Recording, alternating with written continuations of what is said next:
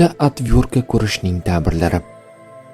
Tushda atyorka ko'rish odatda kuch, mustahkamlik yoki ba'zan xavf-xatarni anglatadi. Kuch va mustahkamlik.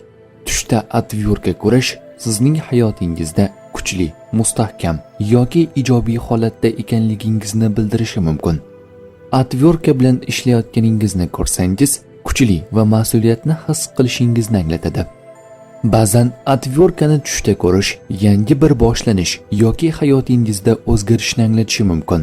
Bu hayotdagi yangi imkoniyatlarga tayyorligingizni ko'rsatadi.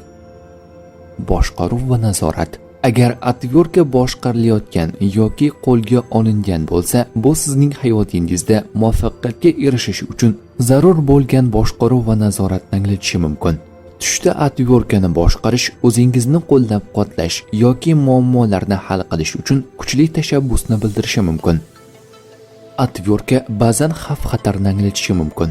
Agar atyorka tajovuzkor yoki sizga tahdid qilayotgan bo'lsa, bu hayotingizda ehtiyotkorlikka yoki ogohlantirishga talab borligini ko'rsatishi mumkin. Bu ayniqsa shaxsiy yoki professional hayotingizda ehtiyotkorlik bilan yondashuvni talab qiladigan vaziyatlarga ishora qiladi.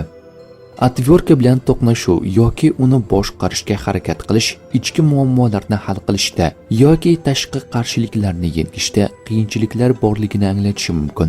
Bu shuningdek sizning ichki kuchingizni sinovdan o'tkazish va yangi qiyinchiliklarga tayyor bo'lishingizni bildirishi mumkin. Tush ta'birlari bashorat emas, barcha narsani bilguvchi zot yagona Allohdir.